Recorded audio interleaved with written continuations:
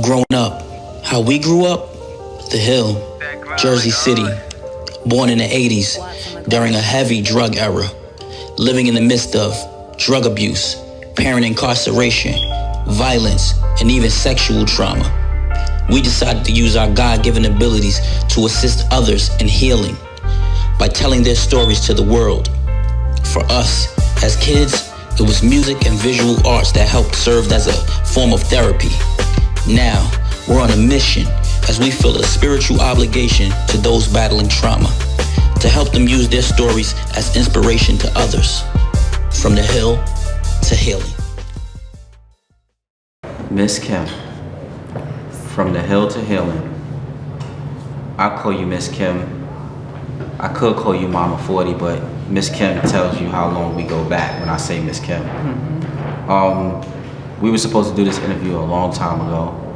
It started off as you basically, talking about your trauma experience with losing your son to gun violence. But I'm glad I didn't do that right away, because now that I have more wisdom, I think it's important for you to tell who you are first. Because I think we're selfish as human beings, so everyone has always come to your house, but we don't know what you've been through to get where you are. So before we even get to any of that trauma, because that's heavy stuff, in terms of Calvin, but who is Miss Kim? First of all, what is your entire name? My name is Kimberly McCray. Kimberly McCray. Yes. What was your life like as a kid? Like, how did you grow up? Okay. As a kid, I'm not from Jersey City. I'm from Jersey City by way of Paterson. And my life was, I didn't have a hard life. Like my dad was a police officer and my mom was a nurse. And growing up, I just always been the type of person to help somebody. Like first I would be like, bring the cats home, like, Mommy, I got a cat, like, we got a cat. So it just, as I grew up, as things went on, I would see, okay, this person need a place to stay. You come to my house, I'm gonna ask my mom, could you stay? Or you can come spend the night. Because my mom would never let me spend the night out. We weren't allowed to stay out. So I brought everyone in. My mom didn't like company. So, I would make a way for us to have like little conversations on the side. Let's have a conversation, let's go in the backyard and we can have, time to talk. We're all talking till the street lights come on. So it was always in me to be a people person. And when I got to be an adult, people would just gravitate to me. And it was becoming a lot. So I would tell them, my kids go to bed at 9, 8. Kids go to bed at 8 o'clock. And then we could all sit down and we could talk, and I would call it tea time. So as 2 people turned into 3, turned into 5, turned into like my room being filled with just conversations of how was your day? How can we make tomorrow better? What's going on? Or just somebody just in there in the room, just feeling loved. So this happened daily. Early on. Yeah, this was before I even came to Jersey City. So you're a born nurturer. Yes. Yeah. So, I guess my kids just picked it up from me, because when I moved to Jersey City. What year was that about? I moved to Jersey City, Little D. I moved a few times. I came back and forth at least 6 times. It was in 90, I would say around 95. 95, okay. 94, 95. And from 95 to 98, I just moved back and forth because I missed being home, but I like Jersey City. So finally, I made Jersey City my home. Then I moved on. First I lived down by Curry's Woods. That was my first city. I moved to Marion, outside of Marion Projects, but Red from Bidwell, that was my first hood son. And I know, right? yes, that happened because he was bullying my son. He was bullying Mari. And I just was out there just being a parent, like, leave my son alone. Go get your crackhead mother. Da, da, da, da. But I had no idea what crack was. It was just something that I heard people say, and I was angry. And I was like, wow, I said it to this kid. But he didn't respond to it. So I said, dang, I know I hurt his feelings. So he became my son. I said, no, that's not me. Wow, I never knew that. I didn't know y'all was living outside of Marion. Yeah, we were living like a block away. But that was the only person I knew there. And I was like, wow. I said, that's not me. That's not me. Like, I have to learn how not to react like that. Yeah. So, instead of me spewing things out, I got to learn how to bring the love out and bring the kids in. So then I made my way up here, and I lived down by Curry's Woods, by 40 School. And I know a lot of kids there because my kids went to the school down there, and I know Big Moo and Paul and all the other kids that were in that generation. Yeah. I think I met y'all, I want to say around 98. That's when I moved on Randolph. On Randolph, like 98, right? I moved on Randolph, and that was it. Randolph and Carteret. That felt like home. Like, that was home. Everybody was like a big family. And I think I lived there like maybe 2 days. And Calvin brought like 4 people in the span of 2 days. I'm like, Calvin, who is this? He was like, Mom, this is Brian, and this is AJ, and they live up the street. And I said, okay. And then the next day he was like, this is Ibn, and this is Dress Socks. I said, Dress Socks? He said, yeah, Mom, call them Dress Socks. They call them Dress Socks. Look, he got dress socks on with sneakers. And then it was duck sauce. Like, it was just like everybody. Now, your house was definitely it was the hub for the kids. You know what I mean? Everyone. We had been there maybe a week. So it wasn't me bringing the kids in, though. It was Calvin. He was bringing everybody home. Do you think he learned that from you? Yeah, I do. Yeah. I do. I think he learned it from me. I think it just was embedded in him, like, to help. And he brought everybody home, and I would be like, Calvin, their mother not gonna call it. They not going home. Yeah. He said, Mom, can they just spend the night? And I said, okay, they can spend the night. And then I think, Brian and their mom passed, and he was like, don't worry, my mom is your mom now. Mom, Brian and AJ, your sons now. They're your sons now. I said, okay, they could be my sons. And Dress Socks said, I want to be a son too. What is Dress Socks? This Dress Socks. Then it was you. I was like, who is this Dress Socks? That's my brother. I said, okay. And everybody just fell in line. Buddha was across the street. Calvin, Jamar, Tamika, TT and Tatu and Little D. Little D, I think he was the baby the whole block. So everybody just looked out for everybody, and it just felt like family. Yep. It felt like family. So that's where everything started for me. I said, I don't know a lot about the streets, but now I have to learn because I have a lot of people that I have to look out for, which was mainly Calvin. I have 6 kids, 5 kids and 1 Calvin, because they all have very different personalities. And my kids always say I favor him. And I said, I don't favor him, but he's the one that needed my favor the most. The most. He was in need the most. Yes, he was in need of my favor the most. So I basically had to walk him through life. Or I had to always be right there in that footstep he just took. Because each kid is different. Because each kid is different. How many, or do you have any siblings? I have 1 sister and 1 brother. 1 sister and 1 brother. Before we fast forward, but what was your relationship like with your mother and father when you grew up? I was a daddy's girl. My mom was a little more stern. My dad was a little more lenient to me because he just gave me whatever I wanted. I didn't ask for a lot. I wasn't one of those kids that was outside doing the most, but I was able to go outside. I was able to do pretty much what I wanted to do because I guess my father knew I had sense enough to come in the house sometimes. To make good decisions. I didn't have a curfew or anything like that because I didn't need one. I didn't need one. When we went to a basketball game, I called my dad, like, Dad, the game over. And this was in Paterson? Yeah. So you were a daddy's girl. He said, you know, you made good decisions, so he gave you some freedom. Yes. Your mother was a little more stern. Yes, my mom was. It was in Paterson, right? Yes, Paterson is home. Paterson is home. Jersey City is home as well, but Paterson is where I was born and raised. I had a good life. I had a good life in Paterson.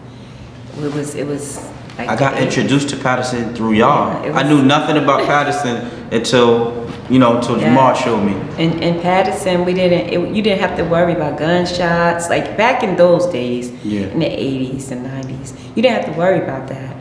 The most you had to worry about was somebody battling over who's the best dance team.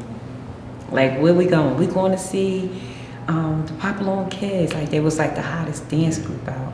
And was Paterson, do you think it's similar to Jersey City? No. Not at all? Not at all. Okay. Not at all. It's so different. Like, I think what made me want to come here was that it was so different from where I was. It was like, when I came to Jersey City, it was like, I was in a time warp compared to Paterson. Really? Like how? Like we were just... I would see these long caddies and all kind. Like, it was just that everybody was Wu-Tang. Like, y'all was just in your own world here. And it was so different from Paterson. Because because that's where I was from. You know, after a while, you don't see what other people see. Yeah. It's just home. It's just home. Yeah. And when I came over here, it was different.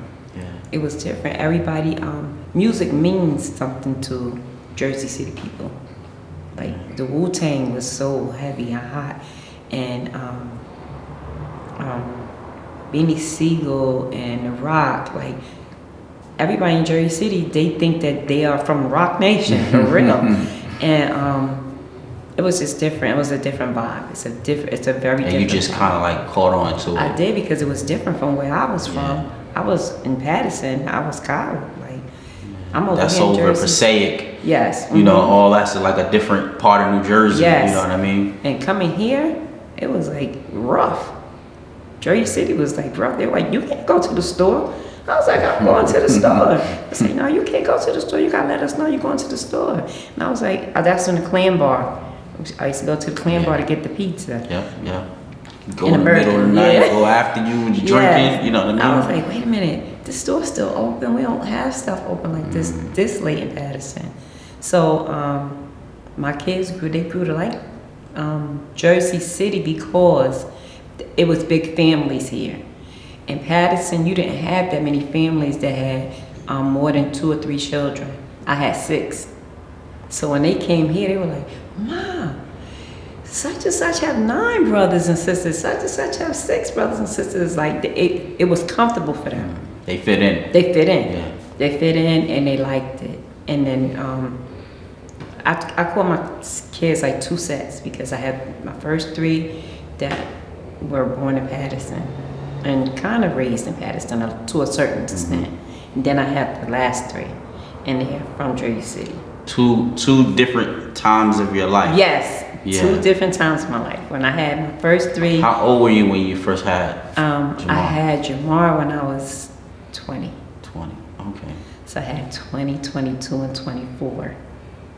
And then I didn't have Tiara until I was 28. So I had Tiara, Tati, and Little D. So it's a gap. It's a gap in between there, and it's visible. It's a visible gap. Yeah, I see it. Yeah. Now look, I'm 36, so now I have a better sense of what age is. So now when I'm looking back to when we met y'all and how open your apartment was to the to the community, I'm like, you were young. I was young. I moved You're out. still learning. Right. I moved out of my parents' home when I was 20. And I was like, I'm never... By choice? Or they were like, they weren't feeling that you had a kid? No, it was by choice. It was, well, kind of like my, I lived with my dad, my stepmom. And she had applied for an apartment for me. Because she and we wasn't really on the same page, because she wanted my father and I wanted my father too. Because you said you were daddy's girl, yeah. So, I guess she felt like it was time for me to go, you know? So she filled out for an apartment for me, but I didn't know. So one day she was like, I heard on the phone like Calvin. My dad's name is Calvin too. Kim got the apartment. And I heard her and I'm like, Kim who? In Paterson? Yes, Wow. it was in Paterson. I said, Kim who? God, what? I'm not going anywhere. And she was like, you have an apartment and you're gonna like it or whatever. You're older now, like you may like it, give it a try. So I said, okay, I'll give it a try. And I had my apartment, my little apartment, and me and my son. You and Jamar? Me and Jamar. And Jamal was never there with me. He was always with his grandparents. So I'm like, well, who's gonna stay with me here? And my dad stayed with me. So my dad went from staying home to staying with me and then going home. So, but I had my apartment. Who lived on I Clinton? like it. Somebody lived on Clinton, right? By Arlington Park. My mother. That was your My mom. She ended up moving to Jersey City for a little while. Oh, wow. To be closer to you? It was just by coincidence. Just by coincidence. It was by okay. coincidence because her brother, he lived in Jersey City for years, but he moved down south. So that was another thing when I came to Jersey City, things looked familiar to me. The junction looked familiar to me. So it was like a comforting feeling. Like, have I been here before? Yeah. So I asked my uncle, I said, Uncle, when I visited your home, where were we living? And he said, we were living right here. And I said, oh, in Jersey City? He said, yes, on Iggy.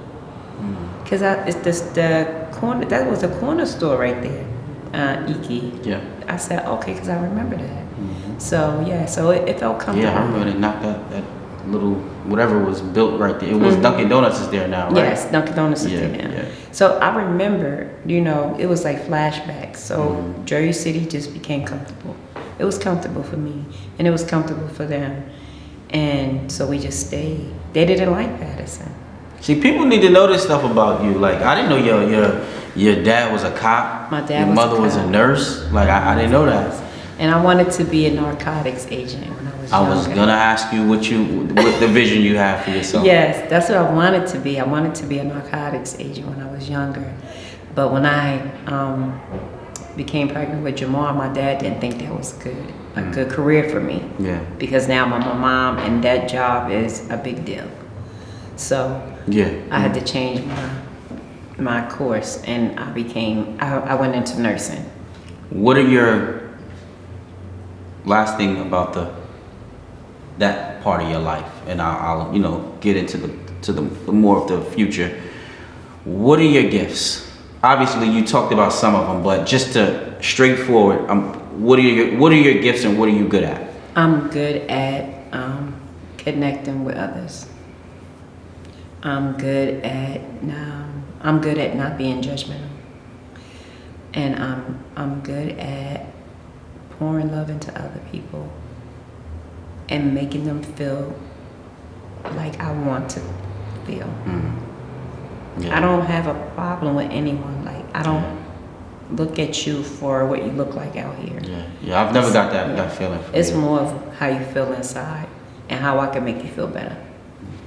Now, based on like how you pour into other people and how you're there for other people, was there ever a time throughout this transition, you being there for so many people, that you felt like you were missing anything for yourself? I never thought about myself. I never thought about me. Like, now that I'm in like the second stage of my life, and you guys all grew up, like it's like 5 generations have grown up. I'm getting old. Yeah, so now I have them saying, "Mom." My daughter is older than I was when you met me. Oh boy. You know what I mean? Yes. Now I feel like empty nester. Because everybody's like, Mom, you've done all you can do. Yeah. We need you to have a good life. Definitely. And I have. Because you did raise. I mean, you raised your children, and you know what I mean. We'll get to the next part. Things happen. Yes. But I mean, your kids take care of themselves. You know what I mean. You did a good job. You know. So moving on forward to that time where about 2000, early 2000s, what changed from your point of view as far as like, now that your family's here in Jersey City, like you said, like the streets is a little more active out here. What do you think changed that may have like, you know, distracted us, because I'm a part of that group. You know what I mean? What changed was you guys were growing up and you guys wanted to see what was going on in Jersey City. Because living on Randolph, you guys were sheltered. Yeah, we're off to the side a little bit. You sheltered from a lot of what's going on in the city. And we was a 1 block radius. And you, like I said, you couldn't get on to Randolph without meeting someone in the middle. And then you had to figure out how you're gonna get off of Randolph. It's almost like its own projects. Yes. So when everybody started cliques, like this block became this block became that. Some of you guys wanted to venture out and see, well, what's on this block or what's on that block? And I'm gonna blame it on Buddha. Buddha ventured out, and Bud, they ventured out and they saw, oh, we're gonna go on this block. Let's go hang out on this block. And I started noticing that fights started occurring. And I said, I had to come off of Randolph and find out what's going on out here because I got sons to watch. It wasn't really the girls, because I think Mika and Malika and Yasmin were like the only girls. So I didn't really have girls to worry about. I had to worry about y'all. So, but with me being in the house and just being on the block, I didn't know what you guys were doing. I didn't know what was going on out in the street, out in the world, because I stayed on that 1 block. But when my son kept coming home with bloody noses and... Which one? Calvin. Coming home with bloody noses, and one day he just came home and he had a bat in his hand. He was like, I'm never getting jumped again. And I'm like, what's going on? And they were like, oh, Calvin left the block and he's part of the rock. I said, what's that? So now I have to go out and see what the rock is. And then Randolph, it trendled down to y'all, and Randolph became 1 deuce deuce. I'm like, that's our address. That's your address, yeah. So I'm like, wow, we somebody now. So now I really have to get out here, and I gotta figure out what's going on in these streets, and how can I prevent you guys from, getting hurt. That's a very good point that you made, right? That everybody started to venture out. Yes. Cause like me and Snoop we were already in 41, so we were already on the other side. Yes. And when you come to Randolph, it's like it's not connected. It's like a gate there. Yes. It's like an invisible gate. Yeah. There. And it's no passing. Yeah. It's no passing. It's like, who are you? Yeah. Yeah. And why are you here, and who do you want to see? And we'll let you know if you can see them. So once you got to Randolph, you had to figure out, okay, I'm on Randolph, now what? But when you guys went off the block, now it's up to me to figure out where you're going. So that's how I got off the block, and that's when I had to figure out, I had to become street smart. Yeah. Because now I'm learning that was a little bit more new to you than I probably thought. Yes. Because I couldn't tell. Mm-hmm. So Calvin, right? Everybody else calls him 40 Cal. Mm-hmm. He stole the name. Who he steal the name from? 40. 40? Yes. From Fours. Oh, really? I didn't know that. He said, Fours, I like that name. He said, Fours, I like that name. I'm taking it. 40. 40 was 40 back then. Yes. So he said, I like that name. And wow, I'm going to take that name. I never knew that. 40 said, Lil Cal, you can have it. He said, I got you right here. I got you right here, so you can have it. So he became 40. So I said, okay, there's something behind that. You didn't just pick that name. All right, so picking up where we left off with Calvin, in the early 2000s, we know we lost him at the age of 15, right? Yes, he was 15 for 2 weeks. For 2 weeks, wow. It's up to you. Do you want to go into detail of what happened for people who don't know, or you just want to get right into this, you know, just how you felt surrounding the fact that you lost a 15-year-old, your 15-year-old son, like your middle child, right? Yes. At the age of 15 to the street. I know Calvin. I knew him as a good kid, you know what I mean? But we know you get caught up in the environment. Yes. And you lose yourself. You're right. So I'll let you decide where you want to start with that, because you know there's people who don't know what happened and how you dealt with it and how it impacted you. What was happening with Calvin was he was becoming more adept to the streets. It was consuming him, and it made him excited when he could do something that nobody else was doing. And not only him, it was Brian, AJ, it was like the Randolph clique. But Calvin disconnected himself from them at points to be Bidwell. And then he would jump back and forth.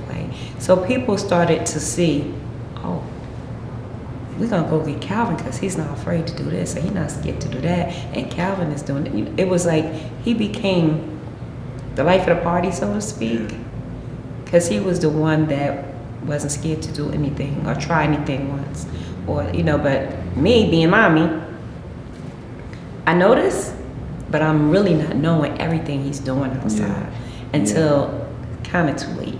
Yeah. So and there's no shame in that, because it's sometimes you're like, all right, maybe in a couple years I might have to worry about this. Right. But you couldn't imagine that he was so deep in that early. Right. Now I knew about some things. I knew that they like to take people's cars, and because I started going to court. So I said, Calvin, I don't like court. I said, you shouldn't like court either. So I said, we're gonna have to do something else. We got to take a different route. So he started playing football, and he liked it. So football was like everything to him. Yeah, I remember. Everything to him, and dress socks. They played football all day, every day. And they were close. Oh yeah, they were close. They played football all day, every day. He made all best all-around player. It was like, then the light switch it went off. So he went from playing football and being a football star to being a street legend at a young age. Did he start to get like it was to becoming? I'm gonna just keep it real. Go ahead. He went from football by day and stick up boy by night. So I'm like, wow, Dre, you got to come and help me, because I can't keep a hold of him. So I need y'all now. So I would call Andre all the time. Dre, come here, this boy got a gun and it's big, and come get it. So, that's when I had to lean more on you guys and y'all being older now. Because now I'm really just getting my feet wet, knowing what's going on outside. But I'm not all the way out there yet. Help me out. So, Dre will come. And then start with Dre will come. Dre will come and help me out. Help me out with Calvin. Jamar would help me out with Calvin. You will help me out with Calvin. All the older ones would help me out. Because by the time he got that age, we were like 18, 19, Yes. 20 by that time, yeah. You guys would come and help me out, but you didn't let me know what you were doing. All you did was say, okay, Mom, we got it. Okay, so it's gonna be better. In my mind, I'm thinking it's gonna be better, it's gonna be better. But it didn't get better. It got worse. Because now Calvin, being 12-year-old Calvin, already thought he was 14-year-old Calvin. And 13-year-old Calvin was having a baby now. Yeah. So at 13, he's expecting a baby at 14. So now, 14-year-old Calvin is already a grown man. And he's already been out here in the streets doing things that older people do. So how am I gonna stop that? So I couldn't. It was nothing I could do. What except do you try to keep up? Do you have a sense of peace? Because that's strong for you to say, listen, I couldn't stop it. As a parent. Now, me as a father now, I can understand that concept. But did you ever struggle with accepting or feeling like I didn't do enough? No. That's good. No. I never felt like I didn't do enough. Because that could wear on you if you allow guilt to eat you up. Oh no. I walked this kid through life. And when I couldn't take the walk, I allowed somebody else to walk in my footsteps so they could walk in his. And we couldn't keep up. It was like he was always a step ahead of us. So and one thing about you, you always accepted the help. Oh yeah. And you weren't in denial about what was going on. No. I'm not that parent. Like I know what my son is doing outside, and they come and get me. Like Mama Kim, come get Calvin. I said, what is he doing? Fighting. I said, is he already fighting or about to fight? He's already fighting. I said, get Jamar. Because if he's already fighting, I can't do anything. You have to come and get me before he starts to fight. So Jamar had a heavy burden on his back. I remember. It's like, Jamar, you in the hospital, where's your brother? I don't know, wrong answer. Go back outside and don't come back Until you bring him back with you. And like now, looking back on it now, that was a lot. Yeah. That was a lot when you already know what your brother doing. So it was a lot for me. Now I got to go out here and I have to look for him, and I got to bring him back in the house. Because you wasn't coming back in the house if you didn't have my baby. Yeah. So Jamar would do that. But it was times when it wasn't possible, because Calvin was always a step ahead of us. Yeah. So then now I don't just have Calvin. I got to worry about Calvin, and I got to worry about Brian, and I got to worry about AJ, and I have to worry about all of them, because now everybody is into what's going on in the streets, because now it's gang city. Yep. It started being another layer, because then you got Bloods. So now I gotta become a gang member, because my kids is gang members. I may not have birthed them, but now it's 5 blood sets out here, a couple of Crip sets out here. And in each one of them, I have at least 10 or more sons in each one of them. So now I gotta become a gang member, because I need to know what's going on. I can't let none of them go. So when that came to town, now we have more pressure on Calvin, because they know he's not afraid of anything. Yeah. So now it's more pressure. You're gonna be a Blood, you're gonna be a Crip. You're gonna be for us or against us. But he always said, I'm a soldier. I don't need to be a gang member, I'm a soldier. Well, that puts you right in the middle. So that means you can go here, or you can go there, or you can just stay in your lane.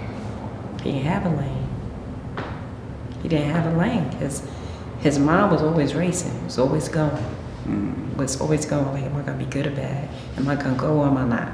Am I gonna do it or am I not gonna do it? And all I could do as a mom was process it. How was Calvin in school? What kind of student was he? He wasn't a focused student. It was more like, I'm gonna go to school because I have to, but it's not something that I want to do, because he had dyslexia. So Calvin really couldn't read, but his memory was very sharp. So you read something to him, and he internalized it. He had like a photographic memory. He internalized it. So when the teacher would ask him questions, he knew the answer. Not because he was reading it, because he remembered what you said. He memorized it. Yeah. He memorized it. That was the language he understood. So how they rewarded him in school was, if you do your schoolwork, then you get to go downstairs and help the special ed kids. A lot of people don't know that that's what he liked to do. So sense of responsibility, you know. And I didn't know until I went to school one day because they called me in to come to school because Calvin had gotten into something minor. And I went to school and they were like, he's downstairs. And I went downstairs and all the special ed kids, and these kids are really severely disabled. And I didn't even know they were in the building because they had them like in their own spot. And they would be like, Calvin, come help me with this, come help me. And I was like, wow, Calvin, why you have a helmet on? Oh, Ma, don't worry about it. He's just like us. He just needs that helmet to protect his head. Oh, Ma, don't worry. He's in a wheelchair because, you know, his legs are a little messed up, but it's okay. I'm gonna teach him how to work on this computer. It was like that was his happy space. Yeah, it was a piece where he could, all that energy he had in him to do something, that was like a spot where he could actually, you know. They took a trip to Special Olympics one day, and they came to pick Calvin up, and he put everybody on Randolph on a bus, and took everybody from Randolph to Special Olympics, and they were like, Calvin, like you got us on the bus with. They was like, man, come on, we're going to have fun for the day. And when I found out, I said, where y'all coming from? They was like, Calvin took us to Special Olympics. We was on the bus with all the kids. You know, that a little special, Mom, but Calvin made us comfortable. He said they was all right and they was cool. So I was like, and this was, what grade was he in about? Eighth. So Calvin did reach Schneider, right? He did. We lost him his freshman year? His freshman year. Take us through like the day things went left, the day he passed, whatever you want to include or exclude, just what was, from your perspective, what was that like for you that day? It started that night, the night before. He didn't want to go outside. So the two, they came to my house and they all went in Calvin's room and they just had a conversation. But I knew Calvin didn't want to go outside. And before I knew it, Calvin had went out the door. And I said, where's Calvin? And they were like, Calvin left. And I said, go find Calvin. Okay. And I was like, oh my God, like, I just didn't feel right. I couldn't sleep. So I said, where is he? So that morning, because it had switched from don't come in the house without Calvin. Where's Calvin? We dropped him off at his baby mom's house. I said, okay. But right before he came in the house, I was watching the news. And they said it was a tragedy downtown. And I said, it just didn't feel right to me. I said, Calvin didn't come home. So I said, where's Calvin? He said, we dropped him off at his baby mom's house. So I said, okay. That made me feel a little better. But it still wasn't right. So he just started just babbling like, Calvin, oh, he's a crazy guy. Like, I love him. And oh my goodness, Miss Kim, he's a trip and this and that. Like, just small talk about him for no reason. So I said, okay, I'm getting ready to go to work. I went to work. It took me so long to get there. It took me so long, and it was actually right up the street. But it just took me so long to get there. And when I got there, they said, oh, you don't have to stay. You can go home. I said, okay. And on my way home, I yelled up to his baby mom window. She didn't answer me. And I said, maybe he's in school. So on my way home, I get home and I see everybody looking at my apartment. And I see officers there. And I just stood there because I wanted to know what was going on. So when he turned his back, I went upstairs and all my doors was open and nobody was there. I said, where's Tamika? Tamika's never outside because she had asthma and she wouldn't go outside, it's cold. So I went back downstairs and I just stood in the doorway and I watched them. And a car pulled up and he was like, did you see her yet? And I was like, no. And he looked at me and I looked at him and he was like, she's right there. And the officer turned around and he said, "Are you Calvin's mom?" And I said, "Yes." And he was like, "She's right there. He looks just like her." I never thought he looked like me. So they said, "Okay, can we have a conversation with you?" I said, "Sure." They said, "Can we go upstairs?" I said, "No." So I said, "I have asthma bad." And I said, "I just came down all those stairs. I can't go back up." I said, "Is it a problem?" They said, "Well, it was an accident and your son was hurt." And I said, "Okay, where's my son?" And they wouldn't tell me. So I said, "I'm not going back upstairs. Where's my son?" So they said, "We're gonna have to go upstairs." So I said, "Okay. Just let me take my time and go upstairs." It was so many.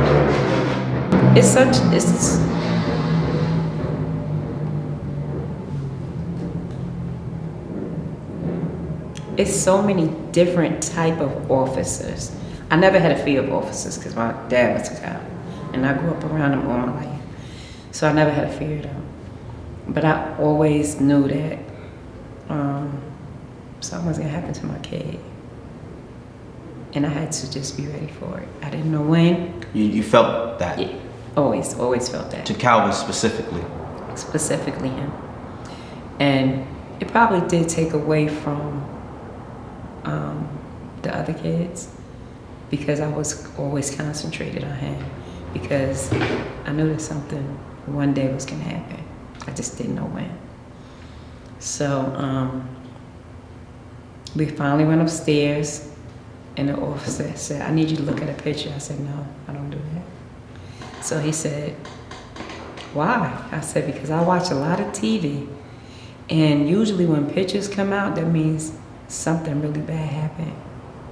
So I'm not gonna look at a picture, but I'll show you a picture of my son." So he said, "You have a picture?" I said, "A matter of fact," I said, "he have tattoos." He said, "He had tattoos at that age?" I said, "Yes." So he said, "What does the tattoo say?" I said, "It says it says Calvin loves Kim." So he said, "You Kim?" I said, "Yes."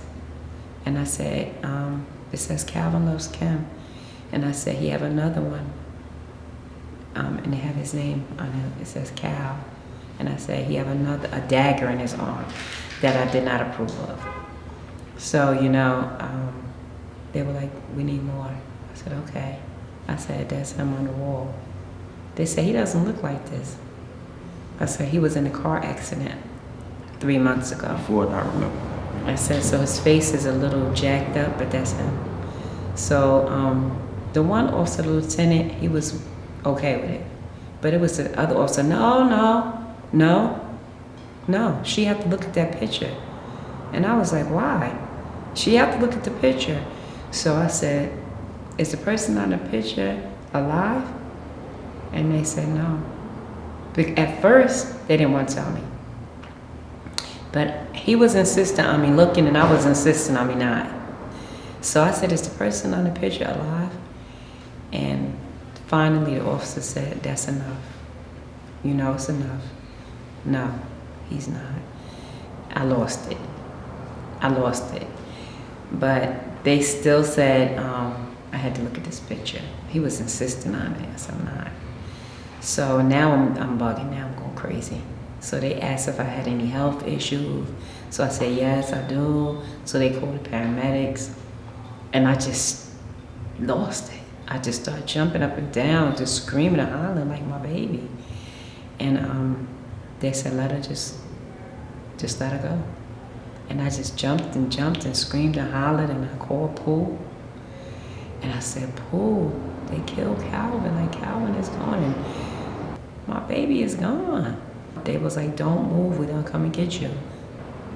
And they asked if he would be able to look at the picture. And he was like, "Ma, I could do it." I said, "Don't do it." He said, "I could do it." So he looked at the picture,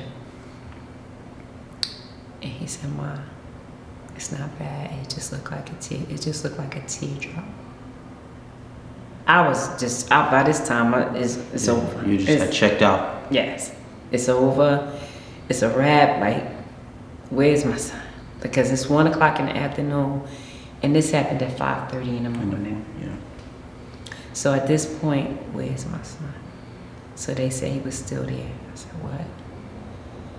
Why did it take so long to come and tell me? Like, I felt that's the only guilt I felt like I should have been there. I should have been there with him. Like, he went by himself. But the thing that gave me the most peace was when he had his car accident. He told me he went to a beautiful place. I remember that. And he didn't want to come back. But they said it wasn't his time. And he said, I tried to go 3 times. And he said they kept sending me back. So. When he had G-Car, right? Yeah, he had G-Car. G feels so guilty about that. Like, he feels so, G's not G. He's never gonna be the same. But I felt good when they told me that he passed away instantly. He was shot at 5:15 and he passed away at 5:16. I already knew that he was at peace. Yeah.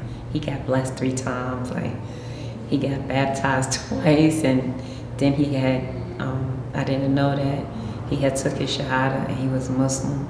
I didn't know. But he said, I keep getting blessed because if anything ever happened to me, I want to make sure I'm okay. So this is 15 years on the planet. Yeah. A father. Yeah. I mean. He knew, like, this is a 14-year-old telling me this. A 13-year-old telling me this. Like, every year he was getting blessed. And I'm like, why you keep getting blessed? He was like, because if anything ever happened to me, Mom, I want to make sure I'm all right. I said, okay, go ahead. What do you think Calvin's lesson is? What his life should be used as to teach what?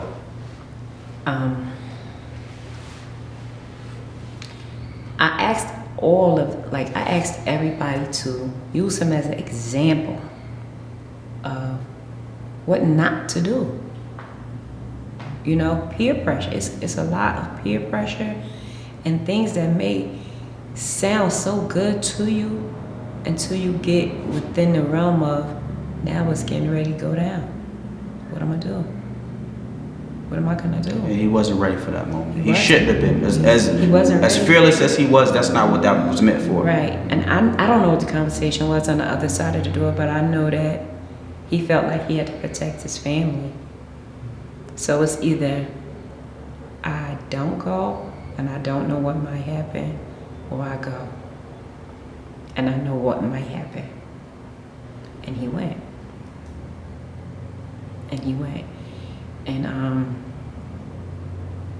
And that was the last night I saw him. But I kissed him every day, like a baby. Like, I kissed him on his lips. He was like, you kiss your mommy on her lips?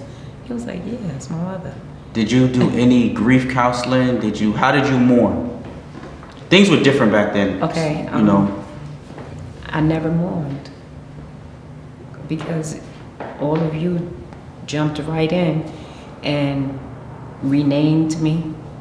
Now I'm not Mama Kim anymore. I'm Mama 40. And what may have been 50 kids turned into hundreds of kids.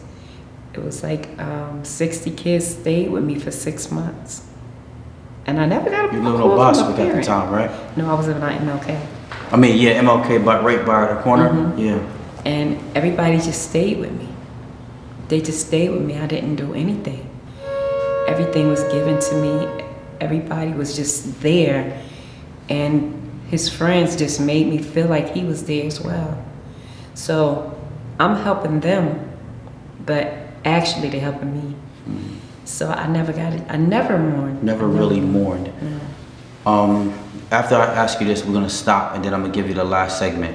But being that you never really mourned, do you feel like, I mean, obviously your son's gonna be with you forever. You'll never forget that. We know that.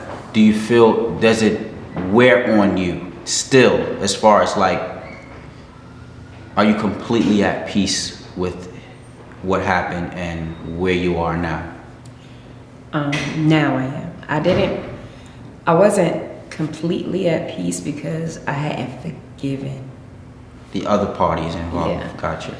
I had forgiven, but I'm always hugging somebody. Every time I greet them, I give them a hug. And I'm giving hugs at one point, and and I would lose it. And I would be like, dress socks. Why is he here? Why can't he go to the store on his block? I can't take it. And dress socks be like, Mom, we got it. Relax, relax. So one day I was just hugging everybody. And before I knew it, I hugged him. And it was genuine. I didn't know it was him because everybody just in line for a hug. And when I hugged him, I didn't feel anger. I didn't feel anything. I knew it was okay. It was okay. He always wrote me apologizing and said, Mom, I'm gonna tell you the story. I'm gonna tell you when I'm gonna tell you, but I can't tell you now. But the most humble person was the person that shot him. He really made me feel like he didn't mean to do it. Even though he was the one that had the trigger finger. And I heard Calvin say that he had an itchy trigger finger. The man in the store that was holding Calvin told him don't shoot. But he had an itchy trigger finger and he felt like he could take the shot. And when he did, the man put Calvin in front of him as a shield. So I knew that he didn't mean to do it. I knew it, like, I knew it in here. Yeah, yeah. Like, other people may feel something different. Yeah, but it's only for I you. feel that Yeah, counts. it's the only thing that matters. It's only what I feel that counts. And when I went to court, and when I go to court, it wasn't they didn't have that same feeling that for what happened. They didn't, he cried like, I almost felt bad for him. And that wasn't my kid. My kid's not here. But he cried so bad and so heavy and so hard. It was like, maybe he didn't do it on purpose. Maybe it just was too much, too late for him. You can't take the bullet back out of the chamber. You can't take it back. But he just broke down in court and he was like, I didn't mean to kill Calvin. I didn't mean to shoot Calvin. And it was just like, he was drained. Yeah. And he just was like, that was my friend. That was my friend. And the way he said it was like, just kill me now. Because I know my life will never be the same. First of all, we got to say, as we said off camera, for you to be able to go through those details and recount everything and say it with such grace and to be so sophisticated. And I mean, I think I probably would have had to pause a couple times to even explain some of the things that I've seen in my life. But we're not fast tracking, but just to put things full circle, just post losing a 15-year-old son while you're even young. Mm-hmm. I don't even know if you weren't even 40 yet. No. No, you're in your 30s. Mm-hmm. What has your role been in your family and in your community post Calvin's death, Calvin McRae? Mm-hmm. And how do you see yourself now? Well, immediately after I found out Calvin passed away, like, I zoned out. I got so sick, like, because I was internalizing everything and I was trying to keep everybody okay. I was trying to make sure everybody was okay and everybody was making sure that I was okay. So now I'm not a mother of 6. I'm not a mother of 10. I'm a mother to a city. So when do I have to step back and say, wow, my son passed away? I don't. Do you think you were like actively trying to distract yourself, or it just happened so fast? I wasn't actively trying to distract myself, but like you guys were coming at me like, Ma, Calvin this and Ma, Calvin that, and I would just let y'all speak. And your house was full at that time. And then I started spilling out to the streets, and every corner I went to, everybody was giving me a hug and telling me a story about Calvin. And I never had a chance to feel that. even though I felt bad, I never had a chance to feel bad, but my body was reacting to it. Did that affect your health physically? Yeah, I had 3 heart attacks. I was sick for a while, but I didn't feel it because I never had to. I was a mother to a city full of kids, so I didn't have to do anything. 3 heart attacks. At 3 heart You can't overlook that.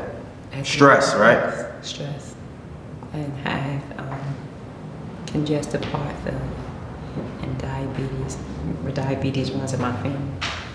But the 3 heart attacks, probably the first one I didn't even know I had. The second one I knew. And the third one I knew. But still, I couldn't stop. Couldn't stop. I couldn't stop because there's lives out there that need to be saved. And there's kids out there that need me.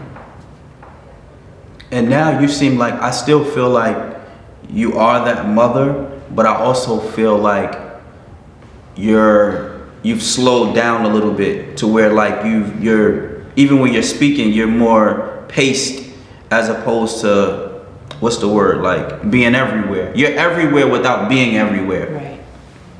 Right. I'm not hard to find. And now instead of me going out, they come in. And on the way here, so like 10 of them. And little D didn't stop the car. And they was running to the car. Mama, come. And I was like, D. He was like, you gotta get to it. You gotta get to it. And I'm like, it never stops. And it's never, like, I can't be a part of anything because I'm my own entity. Yeah, so absolutely. You big. You've been here before this stuff got like that. What is your message to mothers or fathers or both that are losing their kids, not only to the gun violence in the city, but now we're losing a lot of young people to drugs. Right. That's probably more than likely connected to trauma. Mm-hmm. You know what I mean? What do you say to people? You know what I mean? Most of the posts that I put, like I have an online mentoring program, and I did well. I did well because I have a good rapport with everyone. So everybody would come on there, I would post something positive every day, and I would get a good response. But I found that my regular Facebook is where everyone is. And most of the time what I tell parents are, strap them boots up and come outside and join us in not only saving your kid, but somebody else's kid too.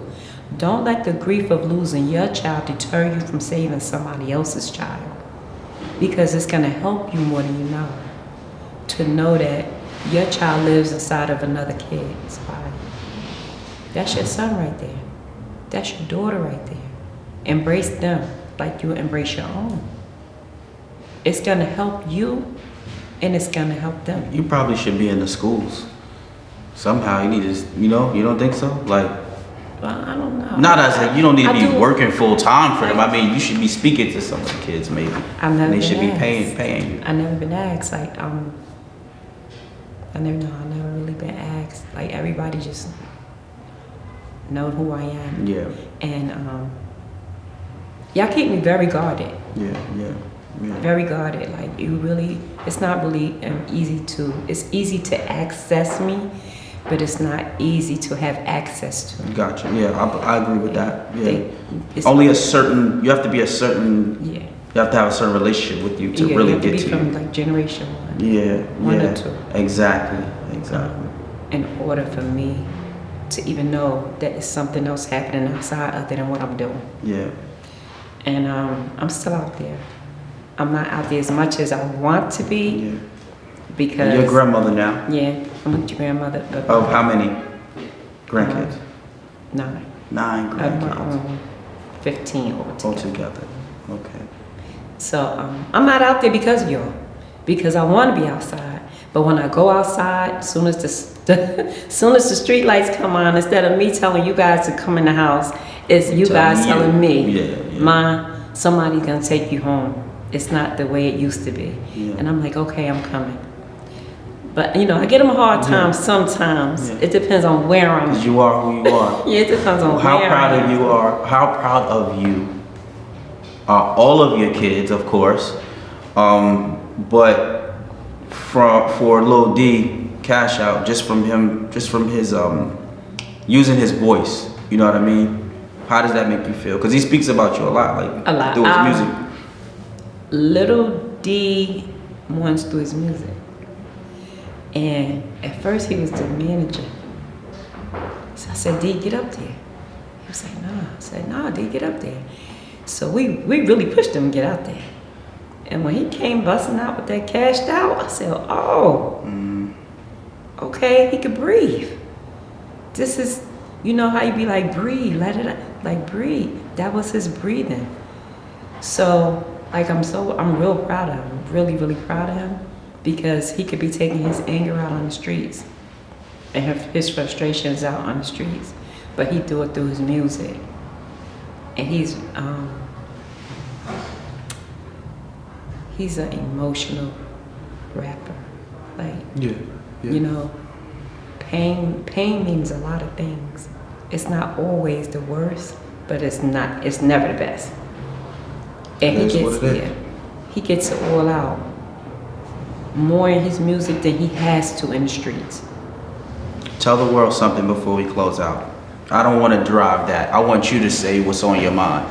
What's on my mind today is how I can make my city stronger as a whole and not so disconnected from the youth. And when I say the youth, I mean teenage boys and girls, because everybody's always going to help the little ones. And once you get 21, 22, you're most likely going to be on your own. But it's the in-between ages. Absolutely. It's the in-between ages that everybody forgets about. And those are the ones that I cling to the most. About what age? 11, 12. All the way up until 11th grade. Because by 12th grade, you pretty much know. Yeah, you know which Half your direction you're going in. Yeah. But like, snatch a 10-year-old up, snatch an 11-year-old, snatch up a 13-year-old up, snatch them up.